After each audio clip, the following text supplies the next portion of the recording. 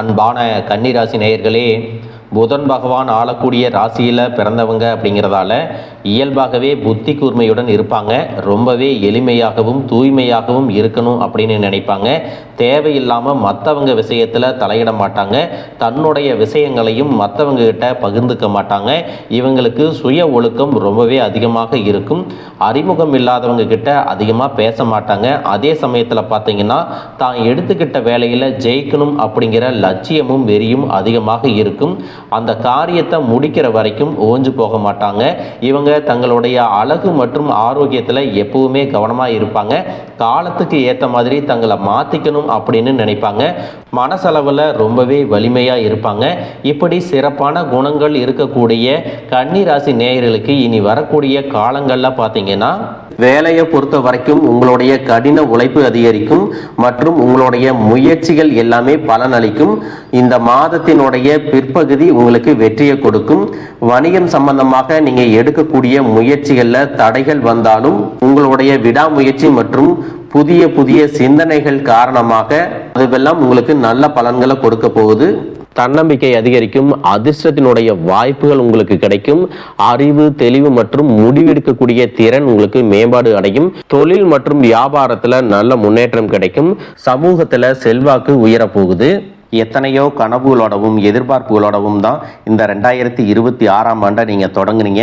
ஆனாலும் இந்த 3 மாதங்களாக உங்களுக்கு பெருசாக எந்த ஒரு விஷயங்களும் நடக்கலை. இது நாள் வரைக்கும் உங்கள் வாழ்க்கையில் நடந்த சில சம்பவங்கள், ஏமாற்றங்கள், துரோகங்கள் எல்லாமே ஒரு பெரிய படிப்பினையை கொடுத்திருந்தாலும் சில விஷயங்களை எல்லாம் இன்ன வரைக்கும் உங்களால் ஜீரணிக்கவே முடியலை. அதனாலேயே நிறைய நேரங்களில் மனசு வெறுத்து போய் இந்த வாழ்க்கையில் இதுக்கு மேலே நான் அனுபவிக்கிறதுக்கு என்ன இருக்குது அப்படின்னு எதிர்மறையான எண்ணங்கள் உங்களுக்கு அதிகமாக வரும். மற்றவங்களுக்காக நான் அனுபவிச்சதெல்லாம் போதும், இதுக்கப்புறமாவது எனக்கு பிடிச்ச மாதிரி வாழ்க்கை அமையுமா அப்படிங்கிற ஒரு கேள்விக்குறியோடு தான் நீங்கள் நின்றுட்டுருக்கீங்க. எவ்வளவு கஷ்டப்பட்டதுக்கு அப்புறமும் ஒரு லட்சியத்தோடு நீங்கள் செய்யக்கூடிய ஒவ்வொரு விஷயத்தை கெடுக்கிறதுக்கும் உங்களுடைய முன்னேற்றத்தை தடுக்கிறதுக்கும் உங்களை அவமானப்படுத்துறதுக்கும் இங்கே நிறைய பேர் கூடவே இருந்துட்டு முயற்சி பண்ணிட்டு தான் இருக்காங்க. ஆனாலும் அவங்களுடைய சதிகளையும் சூழ்ச்சிகளையெல்லாம் தாண்டி இப்போ வரைக்கும் ஓரளவுக்கு நீங்கள் நல்லா இருக்கீங்க அப்படின்னா உங்ககிட்ட இருக்கக்கூடிய நல்ல எண்ணங்களும் கடவுள் பக்தியும் இது வரைக்கும் நீங்கள் செஞ்ச தர்ம காரியங்களும் தான் உங்களை காப்பாற்றிட்டு இருக்கு. இதுக்கு முன்னாடி நல்ல நண்பர்களாக இருந்திருப்பாங்க, நல்ல உறவுகளாக இருந்திருப்பாங்க. அவங்களே தன்னோட சுயநலத்துக்காக துரோகங்களை எல்லாம் செஞ்சு உங்களுடைய வாழ்க்கையை கெடுக்கணும் அப்படின்னு நினைக்கும்போது இந்த உலகத்தில் யார் நல்லவங்க யார் கெட்டவங்க யாரை நம்புறது அப்படிங்கிறது தெரியாமல் தான் நீங்கள் புலம்பிட்டு இருக்கீங்க. ஒரு வகையில் இந்த மாதிரி விஷயங்கள் உங்களுக்கு கஷ்டத்தை கொடுத்தாலும் இப்போவாவது இவங்க நம்ம மேலே எவ்வளவு பொறாமையோடவும் வன்மத்தோடவும் இருக்கிறாங்க அப்படிங்கிறத ஓரளவுக்கு நீங்கள் புரிஞ்சிருப்பீங்க. இது எல்லாமே தெரிஞ்சும் கூட நீங்கள் என்னமோ பண்ணுங்க, எத்தனையோ நல்லது செஞ்ச எனக்கு மனசாட்சிக்கு விரோதமாக தப்பு செய்கிறீங்க அப்படின்னா அந்த கடவுள் உங்களுக்கு நிச்சயமாக மிகப்பெரிய தண்டனையை கொடுப்பார் அப்படின்னு தான் கடவுள்கிட்ட உங்களுடைய வேண்டுதலையெல்லாம் வச்சுட்டு கடந்து போயிட்டுருக்கீங்க. இப்போ இருக்கக்கூடிய சூழ்நிலையில் தான் உண்டு தான் வேலை உண்டு அப்படின்னு தான் இருக்கிறீங்க. இருந்தாலும் உங்களுடைய கஷ்டத்தையும் கண்ணீரையும் மற்றவங்களுக்கு தெரியாத மாதிரி தான் பார்த்துட்டு இருக்கிறீங்க. உங்களுடைய வாழ்க்கை உங்களை எப்படி புரட்டி போட்டாலும் முடக்கி வச்சாலும் நீங்கள் எப்பவும் போல் சாதாரணமாக இருக்கிறதுனால உங்களை சுற்றி இருக்கிறவங்க எல்லாருமே இவங்களுக்கு என்னப்பா ஜாலியான வாழ்க்கை வாழ்கிறாங்க, இவங்ககிட்ட என்ன குறை அப்படின்னு சொல்லுவாங்க. ஆனால் மனசில் நிம்மதி இல்லாமல் சரியாக சாப்பிட முடியாமல் அவ்வளவு ஏங்க நிம்மதியாக தூங்க முடியாமல் கூட நீங்கள் எவ்வளவு கஷ்டப்படுறீங்க அப்படிங்கிறது உங்களுக்கும் அந்த கடவுளுக்கும் மட்டும்தாங்க தெரியும். இந்த மாதிரி உங்கள் வாழ்க்கையில் திடீர்னு ஒரு பிரச்சனை, உடம்பு சரியில்லை, ஹாஸ்பிட்டலில் பெருசாக செலவு வந்துருச்சு, குடும்பத்தில் அவசர தேவைக்கு பணம் பத்தலை, பிஸ்னஸில் லாஸ் ஆயிடுச்சு அப்படின்னு உங்கள் வாழ்க்கை முடங்கிருச்சுன்னா கூட நின்று உங்களுக்கு உதவி செய்கிறதுக்கோ ஆறுதலாக 4 வார்த்தை பேசுகிறதுக்கோ அவ்வளவு ஏங்க திரும்பி பார்க்கக்கூட உண்மையான ஆள் கிடையாது. ஆனால் நீங்களாவே ஏதோ தட்டு தடுமாறி எந்திரிச்சு நிற்கிறப்போ உங்களை குறை சொல்கிறதுக்குன்னே நிறைய பேர் தேடி வருவாங்க. உங்கள் சொந்தக்காரங்க தெரிஞ்சவங்க அப்படின்னு எல்லாரும் தேவைக்கு மட்டும்தான் உங்களை பயன்படுத்திக்கிறாங்க. இதையெல்லாம் தெரிஞ்சதுக்கு அப்புறமும் மறுபடியும் அவங்களுக்கெல்லாம் உதவி செஞ்சு ஏமாறக்கூடியவங்களாக தான் நீங்கள் இருக்கீங்க. இந்த வாழ்க்கையில் எப்படியாவது முன்னேறிடணும் அப்படிங்கிறதுக்காக தினம் கஷ்டப்பட்டு உழைக்கிறீங்க. இது நாள் வரைக்கும் என்னுடைய மனசாட்சிக்கு தெரிஞ்சு நான் யாருக்கும் எந்த கெடுதலையும் கஷ்டத்தையோ துன்பத்தையோ கொடுத்ததில்லை. எனக்கு மட்டும் ஏன் இந்த வாழ்க்கையில் இப்படி நடக்குது அப்படின்னு ஆதங்கப்படுறது உண்மைதாங்க. என்ன இருந்தாலும் உங்களுக்கு இவ்வளவு கஷ்டங்கள் ஆகாது. இந்த மாதிரி பிரச்சனைகள் உங்கள் வாழ்க்கையில் வரும். கொஞ்ச நாளுக்கு அப்புறம் அது போயிடும். நிறைய நேரங்களில் பார்த்தீங்கன்னா உங்களால் எந்த பிரச்சனைகளும் வராது. ஆனால் உங்களை சுற்றி இருக்கிறவங்க மூலம் தான் உங்களுக்கு நிறைய பிரச்சனைகள் வருது அப்படிங்கிறத இப்போவாவது கொஞ்சம் புரிஞ்சிருப்பீங்க.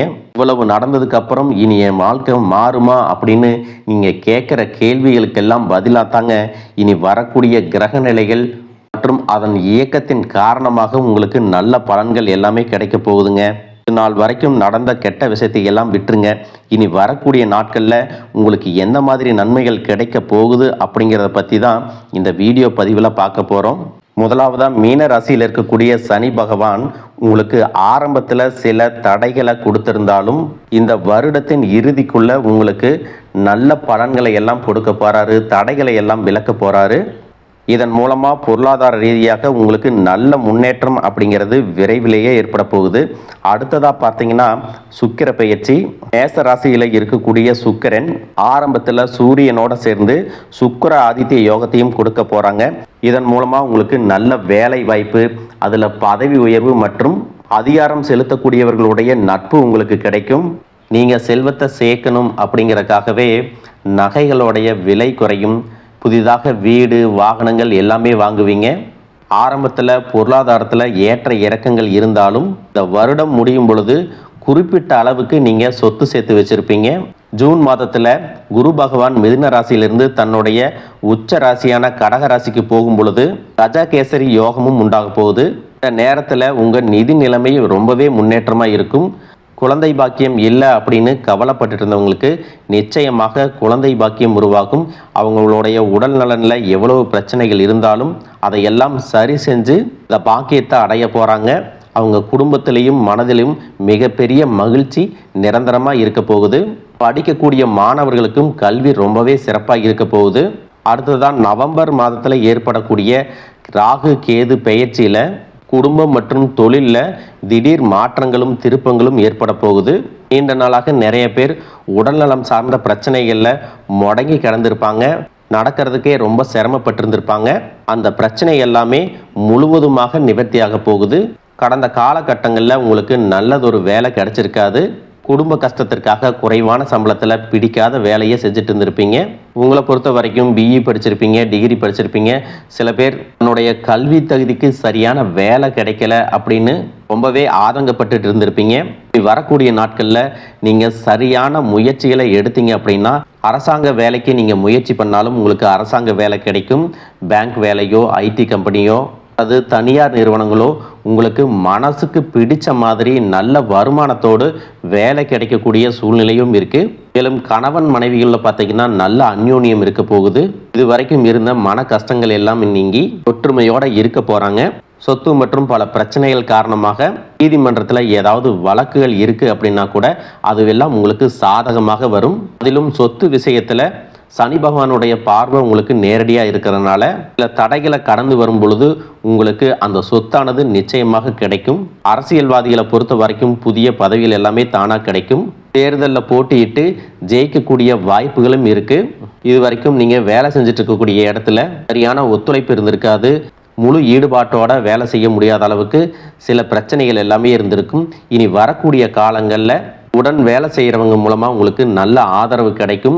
சந்தோஷமாக அந்த வேலையை செய்வீங்க.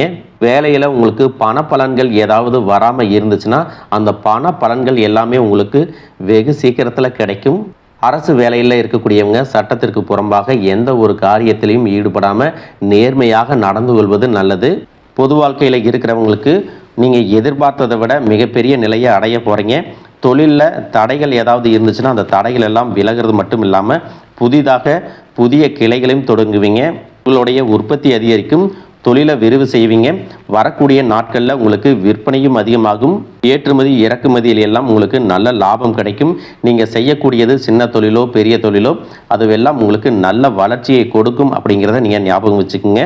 இனி வரக்கூடிய காலங்கள் எல்லாமே உங்களுடைய கனவுகளை நிஜமாக்கக்கூடிய நாட்களாக இருக்க போகுது. குடும்பத்தில் முன்னேற்றமும் பொருளாதாரமும் கிடைக்கும் பொழுது உங்களுடைய சுய ஒழுக்கத்தில் நீங்கள் ரொம்பவே கவனமாக இருக்கணும். பேசக்கூடிய வார்த்தைகள், பழகக்கூடிய நபர்கள் எல்லார்கிட்டையும் எந்த ஒரு இடத்துலையும் தான் அப்படிங்கிற கர்வத்தை மட்டும் நீங்கள் வச்சுக்க கூடாது.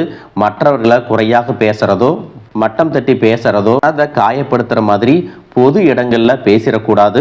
நீங்களும் சரி, உங்களை சுற்றி இருக்கிறவங்களும் சரி, எப்பவுமே பாசிட்டிவான எண்ணங்களில் இருக்கணும். அப்படின்னா எதிர்காலத்திற்கான நல்ல திட்டமிடுதல் எப்பவுமே அவசியம். அதனால் நீங்கள் எந்த ஒரு விஷயத்தை செய்யும் போதும் எதிர்காலத்தில் இது எனக்கு எந்த மாதிரியான பலன்களை கொடுக்கும் அப்படிங்கிறத மனசில் வச்சுக்கிறதும் அவசியம். இதை நீங்கள் சரியாக செஞ்சுட்டு வந்தீங்கன்னா பெரியவர்களுடைய உதவி கிடைக்கும். உறவுகளில் இருந்த சண்டை சச்சரவுகள் முழுவதுமாகவே விலகும். புதிய நண்பர்களும் உங்களுக்கு உதவி செய்வாங்க. தொழிலில் ஏற்பட்ட நெருக்கடிகள் விலகும். பொருளாதார ரீதியாக நலிவடைந்த நிறுவனங்கள் மீண்டும் முன்னேற போகுது. மேலும் மேலும் உங்களுக்கு வியாபாரத்தில் எதிர்பார்த்த லாபம் கிடைக்கும். உங்களுடைய புதிய சிந்தனைகள் மற்றும் நேர்மறையான எண்ணங்கள் உங்களுடைய வளர்ச்சிக்கு காரணமாக இருக்க போகுது. கடந்த காலகட்டங்களில் திருமணம் பார்த்தீங்க அப்படின்னா நிறைய பிரச்சனைகளும் சிக்கலுமாக இருந்திருக்கும். அதிலும் ஜாதகம் சரியில்லை, சொந்த வீடு இல்லை, வசதி இல்லை, பெற்றோர்கள் சரியில்லை, அரசு வேலையாக இருக்கணும், இந்த மாதிரி எத்தனையோ காரணங்களை எல்லாம் சொல்லி உங்களுக்கான திருமணம் தடைகள் ஏற்பட்டிருக்கும். இன்னும் சிலருக்கு பார்த்தீங்கன்னா தெரிஞ்சவங்களாலையும் நண்பர்களாலையுமே திருமணங்கள் எல்லாமே நின்று போயிருக்கும். இந்த மாதிரி இடத்துல உங்களால் எந்தெந்த விஷயத்தை எல்லாம் சரி செய்ய முடியுமோ அதையெல்லாம் சரி செஞ்சுட்டு குரு பெயர்ச்சிக்கு பிறகு நீங்கள் திருமண முயற்சிகளில் ஈடுபட்டீங்கன்னா உங்களுடைய மனதுக்கு பிடித்த மாதிரியான நல்ல வரன் அமையும். குடும்ப வாழ்க்கை சிறப்பாக இருக்கும். உங்களுடைய வாழ்க்கை துணை அழகாக இருப்பாங்க. கை நிறைய சம்பாதிக்கக்கூடியவங்களாகவும் இருப்பாங்க.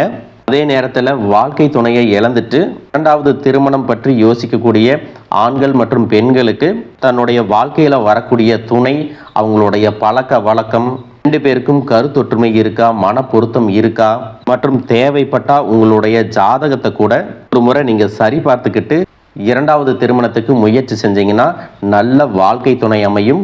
மற்றவங்க பொறாமப்படக்கூடிய அளவுக்கு நல்லதொரு வாழ்க்கையை வாழ்ந்து காட்டுவீங்க. படிக்கக்கூடிய மாணவர்களுக்கு பரீட்சையில் நல்ல மார்க் வருமா, பாஸ் ஆகுமா அப்படிங்கிற மாதிரி குழப்பங்கள் இருக்கும். வரக்கூடிய தேர்வு முடிவுகளானது நல்ல தேர்ச்சியை கொடுக்கும். ஓரளவுக்கு நல்ல மதிப்பெண்கள் வாங்கி பாஸ் ஆகிறது மட்டும் இல்லாமல் அடுத்தடுத்த மேற்படிப்புகளும் படிப்பீங்க.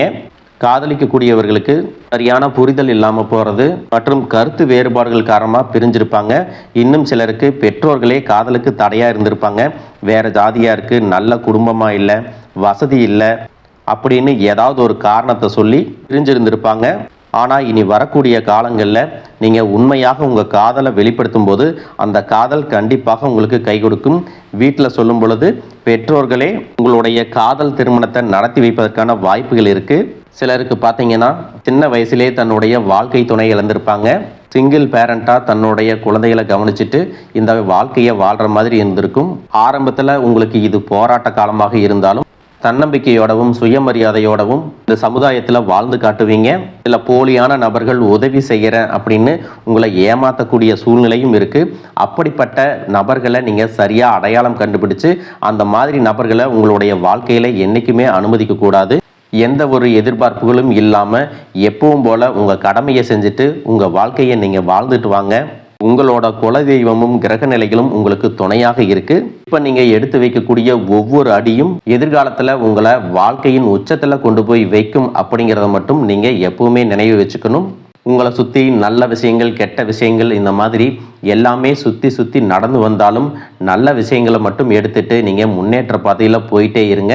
உங்களுடைய நல்ல எண்ணங்களுக்கு உங்களுக்கு நல்லதே நடக்கும். வாழ்க வளமுடன், வாழ்க பல்லாண்டு.